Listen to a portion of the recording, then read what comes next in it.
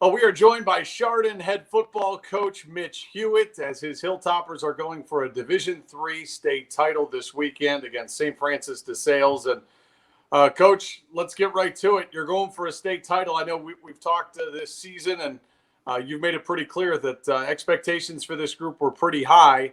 Was this where you expected to be?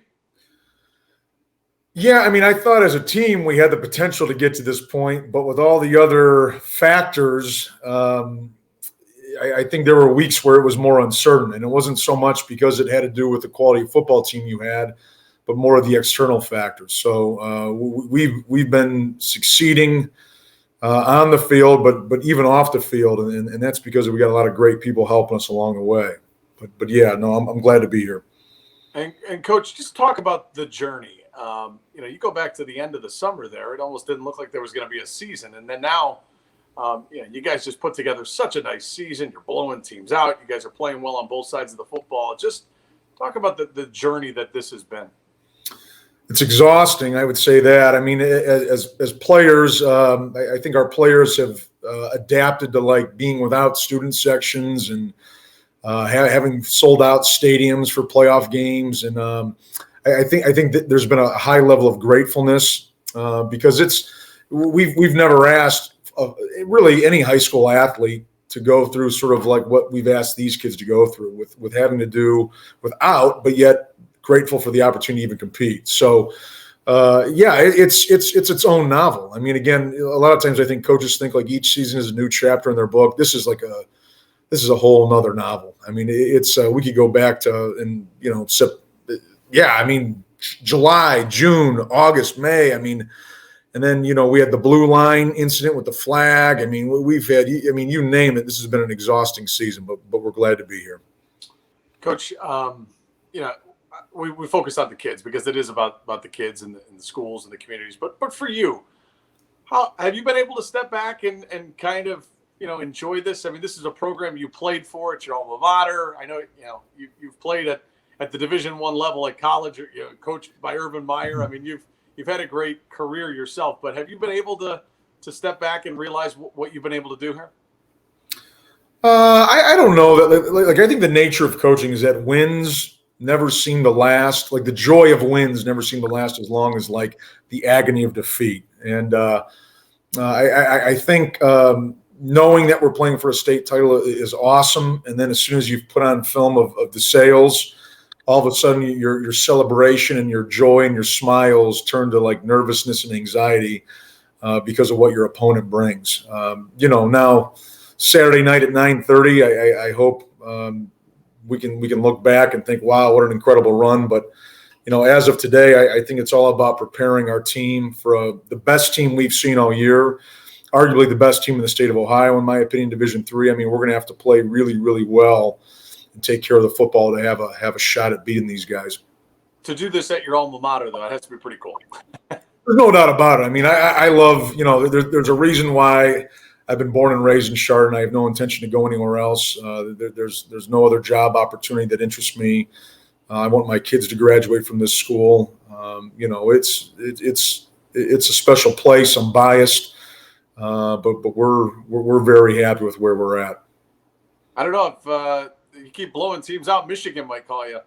Yeah, yeah. Yikes. I mean, yeah, poor Jim Harbaugh. I guess you can be poor, but not really poor in the financial sense.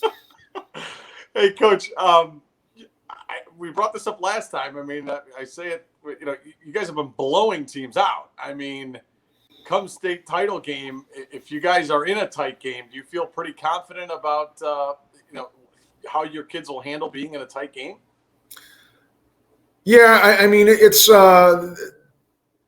always a concern, but I think the type of kid we have and the characters that we have on the team, they're prepared for those situations. And I think that's my job throughout this week to like paint a picture. And we do this for the most part. I mean, every week we give what we believe is an honest scouting report to our team. And we tell them exactly the keys to victory, how we can lose it, what we need to do to blow people out, if it's possible to blow someone out, and if it's possible for the opponent to blow us out. And I think they listen to us because we don't lie to them. We're not a staff that every week says this team is good enough to beat you. Sometimes we tell them, I don't think this team can beat us. unless we really self-destruct. So they listen to what we have to say.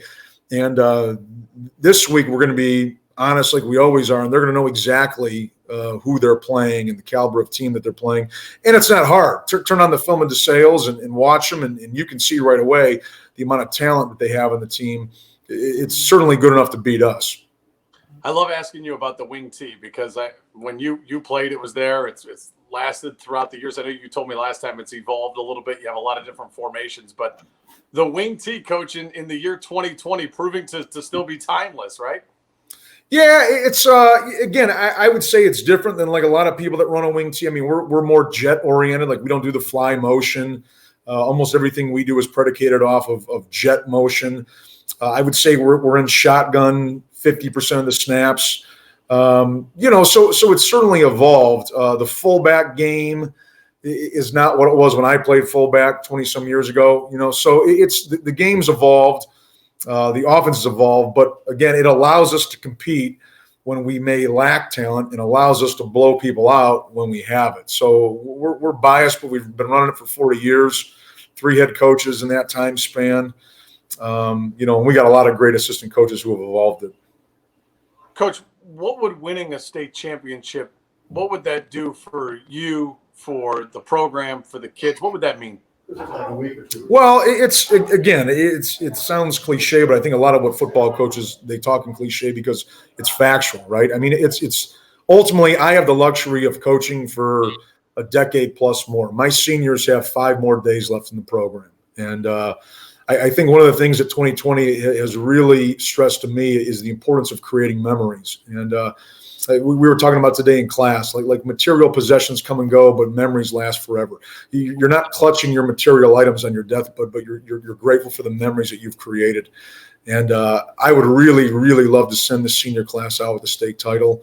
If I'm fortunate enough to coach for 10, 15 more years, I hope I'm presented with this opportunity again. But I also know how fragile it is. But I know how really fragile it is for our 26 seniors who have 5-6 days left in the program. And Coach, last thing, ultimately, what do you guys got to do to get a win? You broke up there a little bit. One more time. Just what do you guys ultimately got to do to get a win Saturday? First and foremost, we got to take care of the football. We got to continue to play championship defense. We got to win the kicking game, and offensively, we got to be content with maybe not as big a gains as what we've had throughout the season. And again, that goes back to like what we were talking about with prepping them for the type of opponent we're playing. We got to be content. I mean, we've won games getting 3.5 yards a carry. And that hasn't what we've done this year, but this may be one of those games where it's low scoring, it's hard fought.